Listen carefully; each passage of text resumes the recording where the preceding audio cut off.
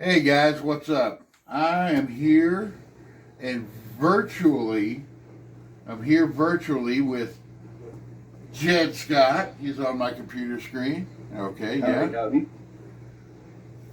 And I'm going to be doing an unboxing video with Jed. I just received this package today. Today I got it. So I'm going to go ahead and unbox this now. Jed's watching on webcam. So we're going to get his blind reaction. I've never seen these unboxed before. I'm not going to give anything away.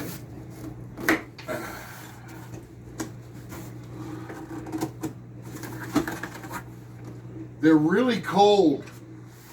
Oh, really? It's only like 1 degree where you live.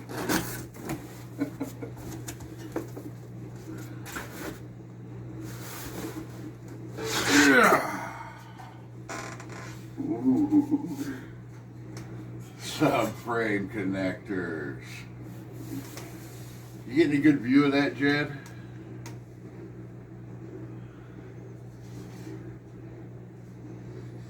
They smell funny. Yes, I just smelled my subframe connectors. What? Oh, these are, I can't hear them, but... oh, I just smelled my subframe connectors. What? How do they... You smell them? Yeah, they smell funny. Do they smell like money? Or burnt money? Yeah, burnt money. Remove the seats from... Oh, well, I ain't got to worry about that part. Safely lift the car?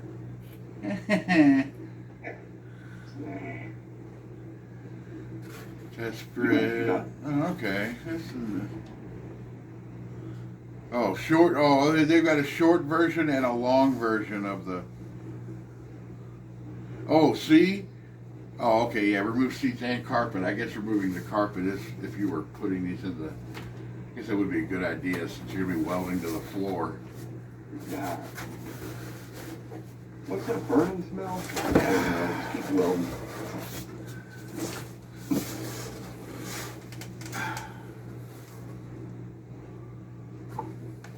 Sticker! I didn't get any of those. Did you say you bought yours used or something? Well, they were second hand, but they were never used. Well, yeah, I guess they weren't used because these are made, unlike regular subframe connectors that are just tubes, these actually conform to the floor, right, Jed? Yeah, they fit really good. The only modification I had to do on mine for Jezebel was I had to put a little extra clearance for the e-brake cable to go through. But those fit really nicely. The factory floors are unmolested, which mine were slightly molested.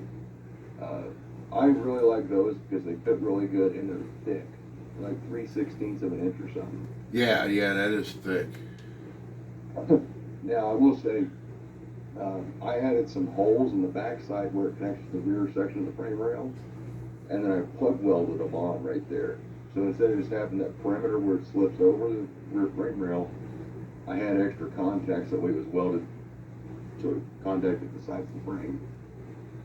I may have you on video out at the shop whenever I do these.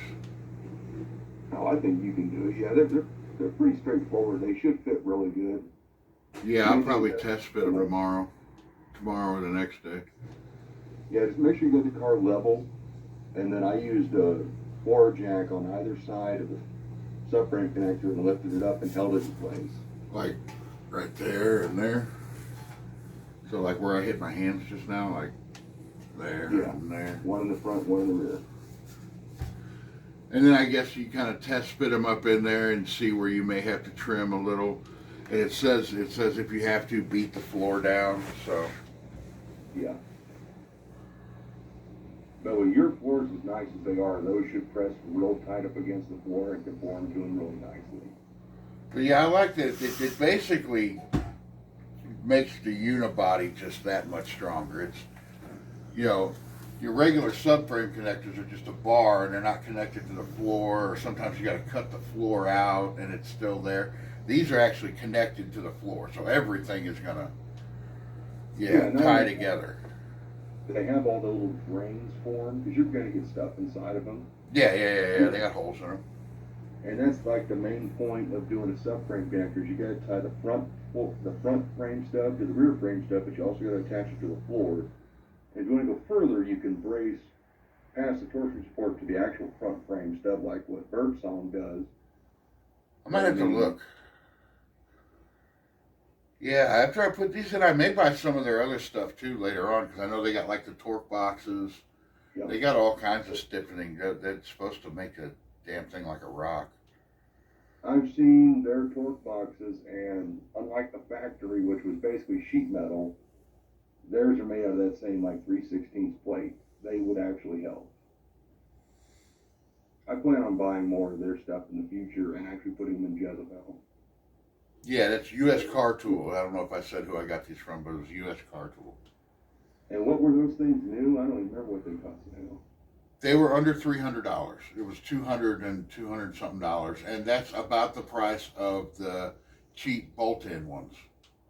And you don't want bolt-in; those are a waste of money. Yeah. All right. Well, I guess we're gonna jump off here, and we'll see y'all later. You know, like, share, subscribe. If not, I don't give a fuck.